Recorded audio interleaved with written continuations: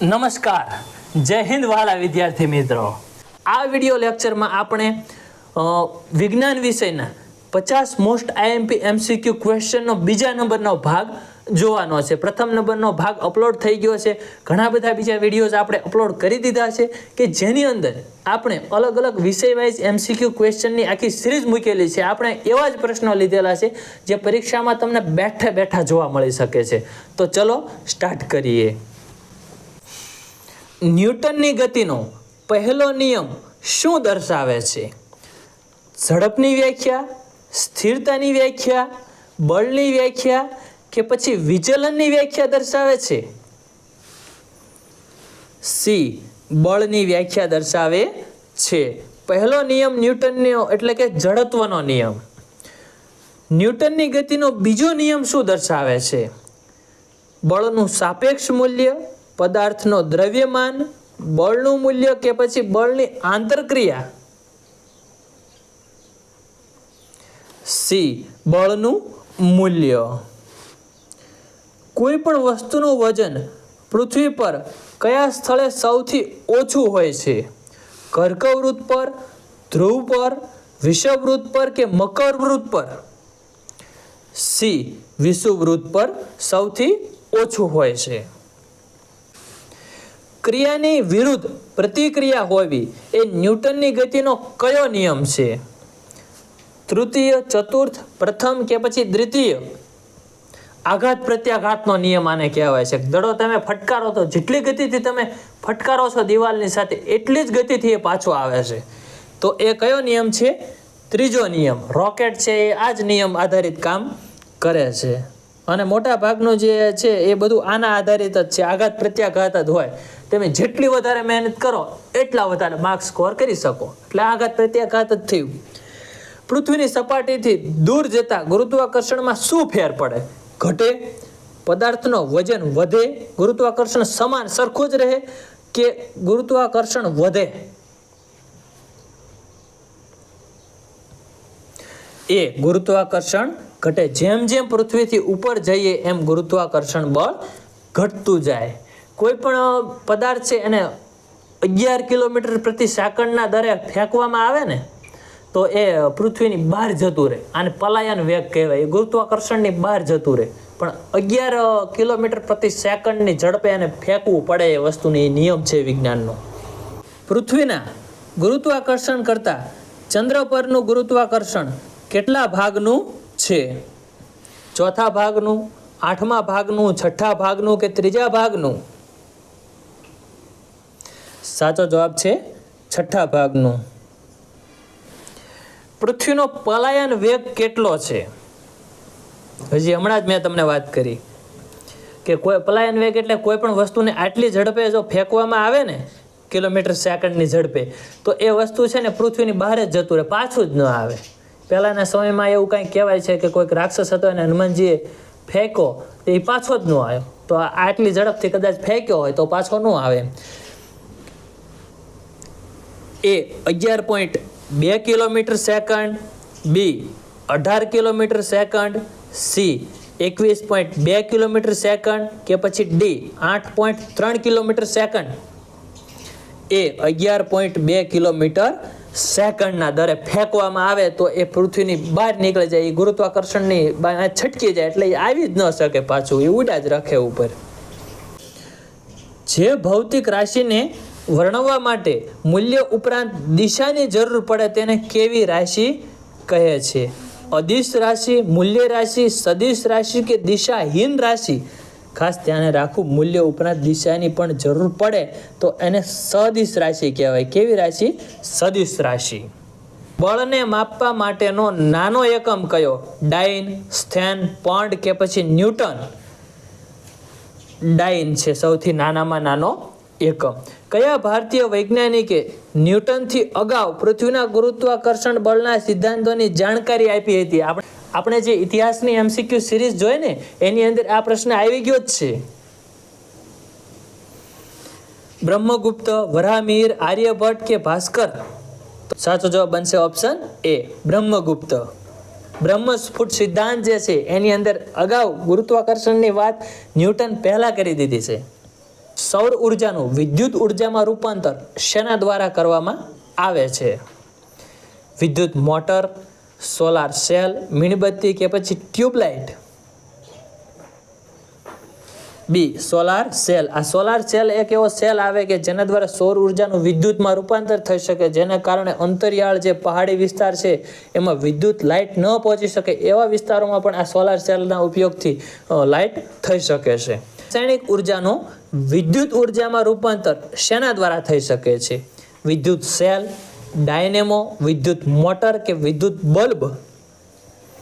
એ વિદ્યુત સેલ દ્વારા રાસાયણિક ઉર્જા છે એનું વિદ્યુત ઉર્જામાં, સેલ એ એક પ્રકારની રાસાયણિક પ્રક્રિયા છે પાવરની, હવે એમાંથી વિદ્યુત ઉર્જામાં રૂપાંતર થાય છે. સિતાર દ્વારા કઈ ઉર્જાનું ધ્વનિ ઉર્જામાં રૂપાંતર થાય છે? આવૃત્તિ ઉર્જા, રાસાયણિક ઉર્જા, યાંત્રિક ઉર્જા કે પછી સ્થિતિ ઉર્જા? સી યાંત્રિક ઉર્જા. જેમ્સ વોટ દ્વારા કયા સાધનની શોધ કરાય છે? લાઉડ સ્પીકર, વિદ્યુત બલ્બ, ડીઝલ એન્જિન કે પછી વરાળ એન્જિન? ડી વરાળ એન્જિનની. વિદ્યુત અવરોધ માપવાનો એસઆઈ એકમ કયો છે? કોલમ, બીટીયુ, વોલ્ટ એમ્પિયર કે પછી વોટ? સાચો જવાબ બનશે સી વોલ્ટ એમ્પિયર, કે જેની સંજ્ઞા એ છે. 1 યુનિટ બરાબર કેટલા કિલોવોટ થાય? 1, 221, 763 કે 142? તો એક યુનિટ બરાબર 1 કિલોવોટ થાય. યુ બરાબર mgh સૂત્ર દ્વારા કઈ ઉર્જા માપવામાં આવે છે? ન્યુક્લિયર ઉર્જા, યાંત્રિક ઉર્જા, સ્થિતિ ઉર્જા કે ગતિ ઉર્જા? બી સ્થિતિ ઉર્જા માપવામાં આવે છે. કાર્યનું મૂલ્ય શું ન હોઈ શકે? ધન, શૂન્ય, ઋણ કે અગણિત? સી ઋણ ન હોઈ શકે. કાર્યનું મૂલ્ય ધન, શૂન્ય, અગણિત હોઈ શકે પણ ઋણ હોઈ શકે નહીં. OTEC એટલે કે ઓશિયન થર્મલ એનર્જી કોર્પોરેશન સ્થાપિત કરનાર પ્રથમ દેશ કયો છે? ભારત, બ્રિટન, ડેનમાર્ક કે પછી સ્વીડન? સાચો જવાબ બનશે ઓપ્શન એ ભારત. ભારતનું સૌથી વધુ પવન ઉર્જાથી વિદ્યુત ઉર્જામાં ઉત્પાદન કરતું રાજ્ય કયું છે? આંધ્રપ્રદેશ, તમિલનાડુ, રાજસ્થાન કે પછી ગુજરાત? સાચો જવાબ બનશે ઓપ્શન બી તમિલનાડુ. કાર્ય એ કઈ બે ભૌતિક રાશિનું ગુણનફળ દર્શાવે છે? એ બળ અને ઉર્જા, બી બળ અને સ્થાનાંતર, સી ઝડપ અને ગતિ, ડી ગતિ અને સ્થાનાંતર? બી બળ અને સ્થાનાંતર દર્શાવે. કાર્ય કરવાના સમય દરને શું કહેવાય છે? શક્તિ, ઉર્જા, ઝડપ કે પછી ગતિ? એ શક્તિ કહેવામાં આવે છે. વિદ્યુત અવરોધક તાર બનાવવા માટે કઈ મિશ્ર ધાતુનો ઉપયોગ કરવામાં આવે છે? બોરોન, ડ્યુટેરિયમ, ક્રોમિયમ કે પછી નિક્રોમ? ડી નિક્રોમનો તારનો ઉપયોગ કરવામાં આવે છે. ફ્યુઝ કયા સિદ્ધાંત પર કાર્ય કરે છે? વિદ્યુત પ્રવાહની અવરોધકતા, વિદ્યુત પ્રવાહની તાપીય અસર, વિદ્યુત પ્રવાહની તરંગ લંબાઈ કે પછી વિદ્યુત પ્રવાહની ઝડપ? બી વિદ્યુત પ્રવાહની તાપીય અસર ઉપર કામ કરે છે.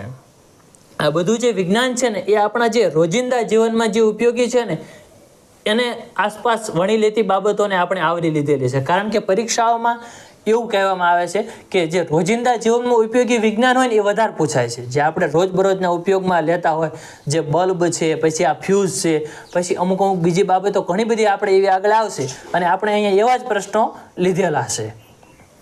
તો વિદ્યાર્થી મિત્રો, જો તમને વિડીયો પસંદ આવતો હોય, નવું કંઈક શીખવા મળતું હોય તો અત્યારે જ આ વિડીયોને એક લાઈક અવશ્ય આપી દેજો અને ચેનલને સબસ્ક્રાઈબ પણ કરી શકો છો. વાહકમાંથી વિદ્યુત પ્રવાહ પસાર કરતા તેની આસપાસ ચુંબકીય ક્ષેત્ર ઉત્પન્ન થાય તો તેને શું કહેવાય?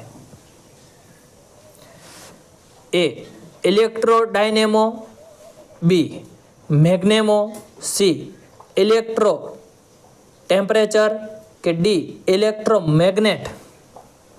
ડી ઇલેક્ટ્રોમેગ્નેટ કહેવાય. ન્યૂટનની ગતિના પહેલા નિયમને અન્ય કયું નામ આપવામાં આવ્યું છે? બ્રહ્મગુપ્તનો સિદ્ધાંત, ગેલિલિયોનો નિયમ, વોટસનનો નિયમ કે પાયથાગોરસનો નિયમ? બી, એને અન્ય નામ ગેલિલિયોનો નિયમ પણ આપવામાં આવ્યું છે. ઊભી રહેલ મોટર અચાનક શરૂ થવાથી અંદર બેઠેલા યાત્રીઓને પાછળની બાજુ ધક્કો લાગે છે, એવું કયા કારણથી થાય છે? સ્થિરતાને કારણે, મોટરની ઝડપના કારણે, મોટર ઊભી હોવાના કારણે કે જડત્વના કારણે?